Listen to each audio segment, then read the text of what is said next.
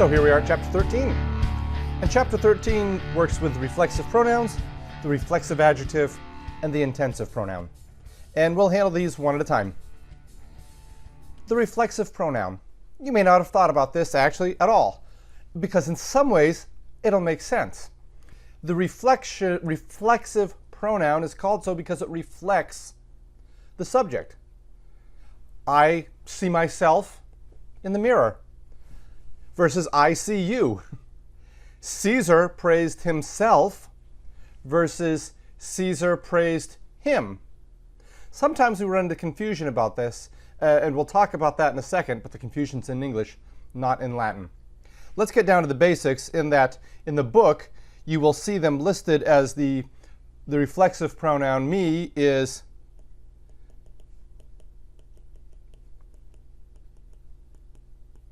me, me, he, me, he, me, me, me, me. Now, two things to note. Number one, you're thinking, this is just the pronoun we already know about me, and you would be correct. Number two, why is there no nominative?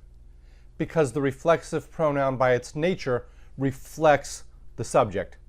And as such, there is no nominative because the nominative is going to be the subject. So, that's the one for me. What about the one for you? Again, no nominative. Tui, tibi, te, te. Great. Again, same argument. Okay, Mr. Bessie, this is one we already know, tui. I even misspelled that. 4 words and I misspelled one. The nos word, nostri, nobis, nos, nobis. We saw ourselves, we bought ourselves pizza, we came by ourselves. That is, again, the pronoun is reflecting the subject. And so far there's very little issue because we're just repackaging, let's face it, the words you already know. And then we have westri,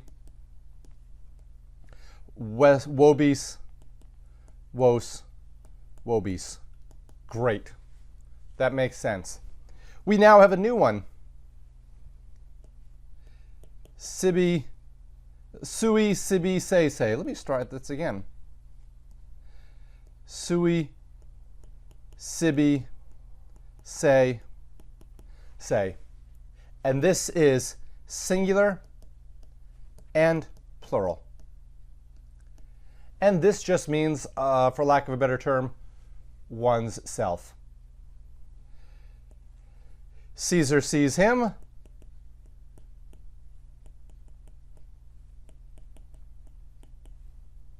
Caesar sees himself.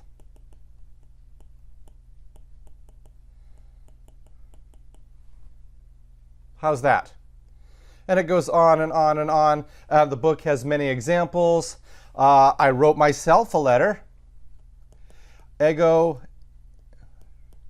scripsi, literas, I wrote a letter to me. So I wrote myself a letter. Because we would not say in English, well, we could say I wrote a letter to myself. Cicero, scripsit, literas, mihi. And I don't think this is problematic, frankly. And then when you get to the reflexive, the example it gives in the book, just like I wrote before, Cicero, or similar to the one I just wrote, Cicero praised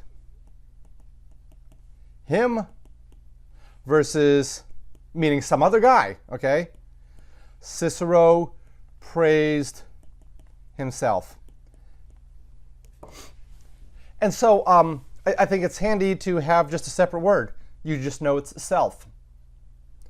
Cicero praised him, Cicero praised himself. So, this was number one. This was the reflexive pronouns. And again, I don't think it's terribly problematic. If I'm misreading the room, by all means, let me know if you have questions.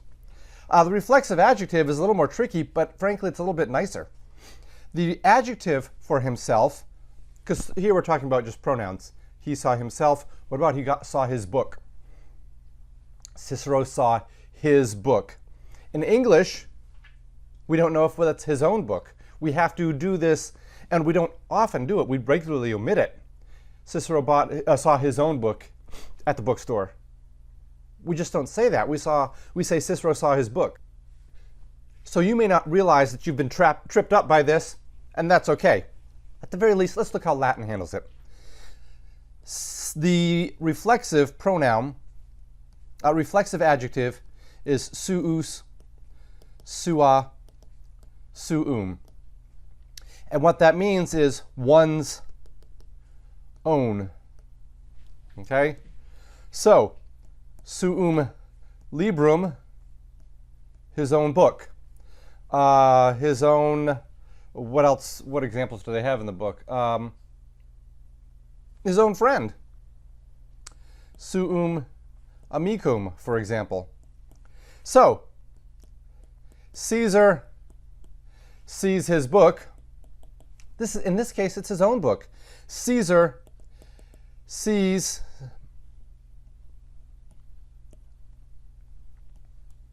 his friend, his own friend. What if Caesar wasn't talking about his book? Then you would say Caesar sees his book, meaning somebody else's book. Caesar sees his friend, meaning someone else's friend. You would use the personal pronoun is, ea, id to mean someone else's. I would argue that there are times when we would translate these sentences exactly the same. Caesar suum librum vidit, Caesar eius librum vidit. I would argue that there are times in which we would both translate these both as Caesar sees his book. And we don't know in English if he means his own book or someone else's book. This pronoun in Latin actually makes it easier. Caesar sees his own book versus Caesar sees his book. And for the purposes of this class, if you want to think of suum always as his own, that may be helpful, and I would not discourage that. So, this is the only issue with number 2, the second thing, the reflexive adjective. Latin has a way to say his own as opposed to his by using the reflexive adjective suus a versus the pronoun his or hers. This works for hers or its, however you want to do it. It works all across the board. Singular, plural, doesn't matter. That's number 2. Let's go to number 3, the intensive pronoun.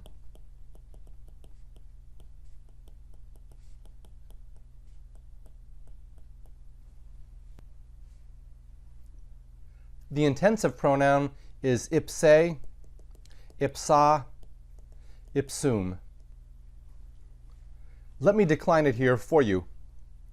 In the singular, ipse, ipsa, ipsum, ipsius, no surprise there, ipsius, no surprise, ipsius, ipsi, ipsi, just fun to say, ipsi, ipsum, ipsam, ipsum, and then ipso, ipsa, ipso. Then in the plural, ipsi, ipsi, ipsa, ipsorum, ipsarum, ipsorum, ipsis, ipsis, ipsis, ipsos, ipsas, ipsa, then ipsis, ipsis, ipsis. This is singular, this is plural. And here you will note we have the consistent, I won't say errors, because by now you see it's very, very regular. And they're not inconsistencies, they're not errors. The eus, eus, eus in the genitive and the e in the plural, in the dative, it's just like the unus nauta adjectives. It's just like hic, haec, hoc. It's just like lay, ala, allude. It's like many other ones you've already known, so no surprise. You may not like it, you may groan a bit, but you are not, I guarantee, surprised. What does this mean? This means self. Caesar Caesar spoke to me. Okay, that's one thing. Caesar himself.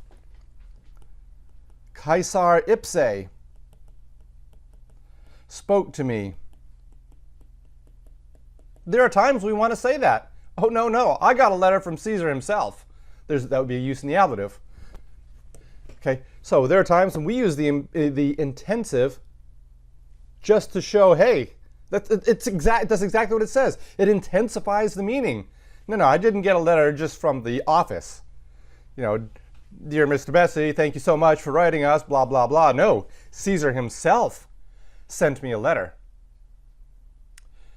And I think that makes perfect sense in English. The problem is, what do you do in the other cases? And I'll cut to the chase. I don't know where I'm going with this. I don't know the answer. Because it says, I see Caesar himself. That gets a little awkward in English. No, I saw Caesar. We don't use the intensive in the other cases, whereas Latin does. I saw Caesar himself. I saw Caesar the man. I believe, from this chapter is going to be the most awkward part of the chapter, because the Romans will use an intensive not when it's just the subject like we do. Okay? We do all the time. Regularly. It's not a foreign, in other words, it's not a foreign use to us. Caesar himself, no, we do that. It's when you use these other cases. I saw Caesar himself. I got a letter from Caesar himself. That does make sense. I think it's just in the accusative, the direct object. How do you translate that in English? Don't feel compelled, I would argue, unless you can think of something else, in the accusative case, it's going to be very hard to translate into English. And I saw Caesar himself, perfectly fine translation. I don't know how often we would in real life talk like that, but I would argue, for the purpose of this chapter, go with it. That way you understand that this is an intensive pronoun used with the used with Latin. So that's okay. You can look at the examples. Cicero himself praised me. Cicero praised me myself. Yeah, that's a good one. I'm just taking this one straight from the book. Cicero praised me myself.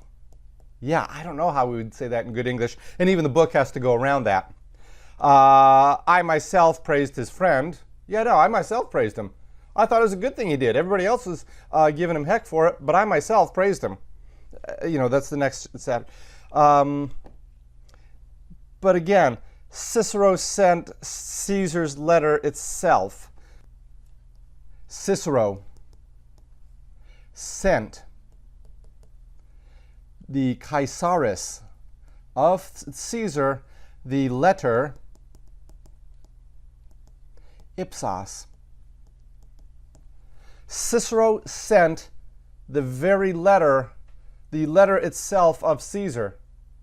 The book says actual, and I think this is sometimes how we translate the intensive, isn't it? Cicero sent Caesar's actual letter. The Romans would use that with ipsos, the letter itself. So, for the purposes of this chapter, I am quite happy using the self, the letter itself. And let's worry about what that means. Let's understand the grammar of the letter as you get of the word, of the reflexive pronoun. As you get more used to it, yeah, think about how in English, these are things I still don't understand how we do it in English, to be honest with you. But I do like the word actual. Cicero sent Caesar's actual letter. That may be sometimes And I don't want to go there quite yet. Again, until you get this under your belt, Cicero sent Caesar's letter itself. Go with that, okay? Let's understand the grammar before we start not understanding the grammar and jumping somewhere else, okay? So, but I do think this actual is how we don't mean actual, we mean that's our intensive. That's the English intensive. Okay, now you've got me thinking, so I'm going to leave you with that thought, okay? But these are the three things we focused on: the reflexive pronouns, which I don't believe are problematic, but please let me know if I'm wrong. The reflexive adjectives, which you might not have thought about, but okay, something new, it makes sense. And then this intensive pronoun, which isn't problematic in the nominative case, and sometimes in some of the other cases, but every once in a while it gets a little quirky. Let me know if you have questions. Have a great day.